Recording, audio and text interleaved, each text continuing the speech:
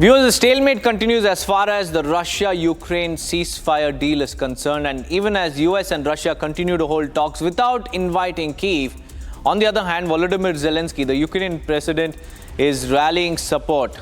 Last evening, he met his counterpart from Czech. Here's more.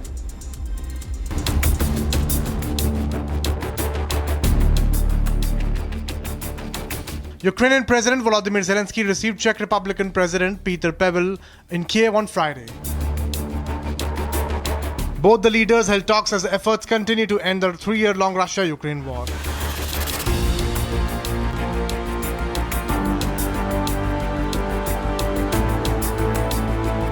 The meeting is crucial as the European Union countries prepare to build a potential coalition within the framework of a peacekeeping mission in Ukraine after the war ends.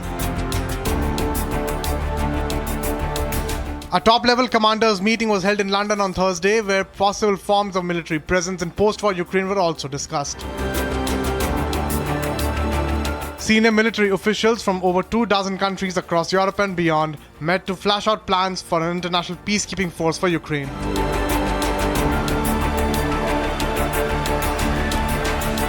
As the European Union and Ukraine are excluded from the US's initiative to end the Ukraine war, the European leaders are making their own initiatives to monitor the ceasefire.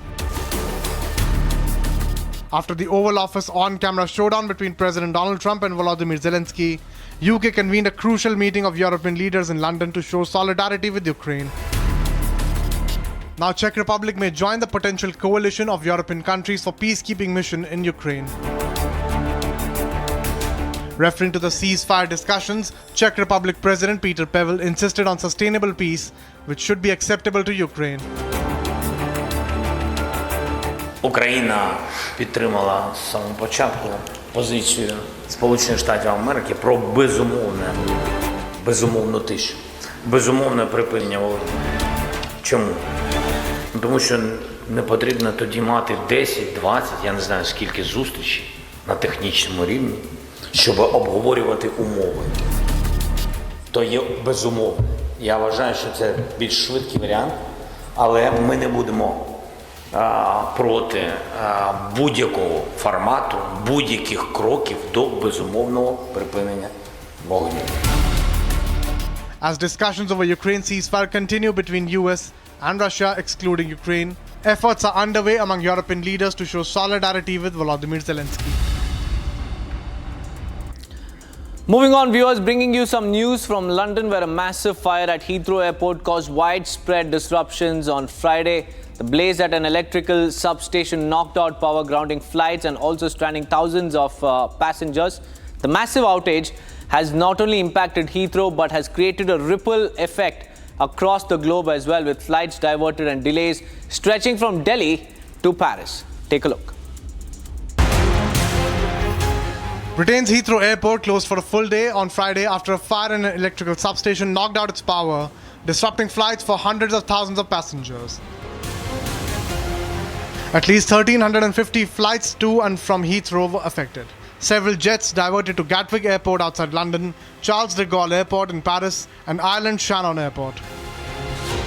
There are another 200,000 at least booked to travel in and out of Heathrow today, and they will, I'm afraid, be in the appalling situation of trying to replan their journey. But when Heidi Alexander, as you've been reporting, the Transport Secretary says, I'd urge passengers not to travel to the airport, yeah, correct, and contact their airline. Well, I can exclusively reveal that they are not going to be answering the phone particularly well today at British Airways. Meanwhile, the disruption impacted the travel plans of approximately 2 lakh people across inbound and outbound of London. As soon as I went inside to get my boarding pass, they told us that the flight has been cancelled and there is no flight for next 2-3 days. That is what. And they said that there is a fire at the Heathrow Airport. Thousands of houses also lost power connection in West London. At least 10 fire engines and around 70 firefighters worked to control the inferno hours after flames soared into the sky. An investigation led by the counter-terror officers from the Metropolitan Police was also called into the incident. However, the officials were swift to lead out any foul play that might have occurred. It's not unusual when there is a major incident for the fire brigade to involve the police when it comes to their investigations.